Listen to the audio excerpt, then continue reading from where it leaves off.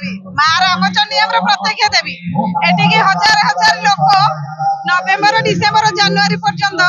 Picnic spot आमर माँ रामचंडी ब्राह्मणी नदी कूल प्रत्यक्षित माँ पाखक कई भी आसिले खाली हाथ में फेरे ना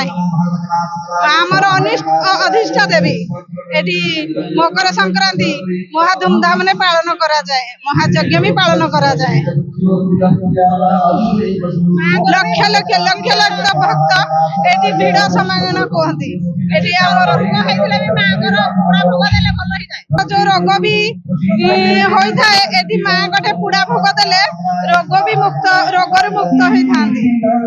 माँ मोर अधिष्ठा देवी माँ को पाखरे मोर अशेष अशेष प्रणाम लक्ष लक्ष लोक तेणुक एठिकी आसिकी समस्त मनस्कामना जणाइले माँ पूरण निश्चय करती। आज्ञा मो नाम निरंजन माझी मु हिंदोल आसी अच्छी ये जो नाधारा रामचंडी पीठ ये बहु पुरातन संस्कृतिर पीठ ये माँ रामचंडी पूजा पाती अभिष्ट मन वांछा पूरण करती लक्ष लक्ष लोक आज आसी यही माँ आशीर्वाद भिक्षा करुँच ग्रामवासी आखपाखर ग्रामवासी माने बदान्यतु माँ रामचंडी कलसी यात्रा होता ये माँ आशीर्वाद जो बहु भक्तर मनस्कामना पूरण हुए से बहु दूर दूरांतर माँ आसती जय माँ रामचंडी जय। मो ना हूँ सुप्रिया साहू मो घर गुड़ी आम ओपीएस महाविद्यालय कॉलेज रू आसीचु आमर पार्ट है डिपार्टमेंट है स्काउट डिपार्टमेंट आमको ये किसी दिखाई किसी कर्तव्य करने को तो आम से कर्तव्य कर आसुचु बहुत अन्य आड़ू लोक आसी तो भी आम साहाय्य करुचु सबू माने सबु प्रकार व्यवस्था कर आसीचु प्रसाद भी भोग होची तो समस्त मुझे कहूँ माँ थिबा जाए समस्त आसतु माँ तो देखुं समस्त भल रख मु श्री कुमार चंद्र सामल माँ रामचंडी विश्व शांति महायज्ञर उपसभापति जगत जननी माँ सिद्धरामचंडी पीठ चली वार्षिक उत्सवर श्री श्री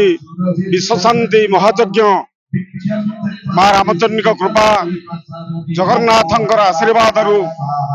प्राय 5 दिन है आरंभ होता आज विश्व शांति महायज्ञर पूर्णाहुति कार्यक्रम एवं इष्टदेवी माँ रामचंडी जन्म दिवस उपलक्षे पालन कर उत्सव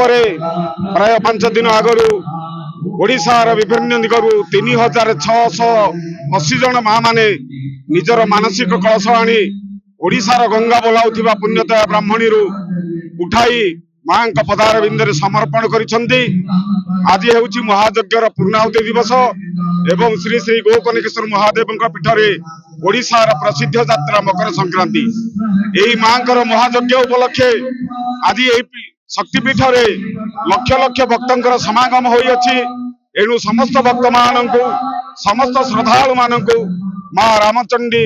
सेवा परिषद एवं माँ रामचंडी मंदिर कमिटी तरु हार्दिक अभिनंदन एवं सुस्वागतम। यही महायात्रा जो लक्ष लक्ष भक्त मान आसी माँ शरणागत होती सबु भक्त मान प्रशासन एवं आमर स्काउट गाइड अंचल स्वेच्छासेवी संगठन माने आसी स्वेच्छा सेवा करी भक्त मान सेवा जोगाई दे एवं माँ आशीर्वाद आज लक्ष लक्ष भक्त आनंद बजार रे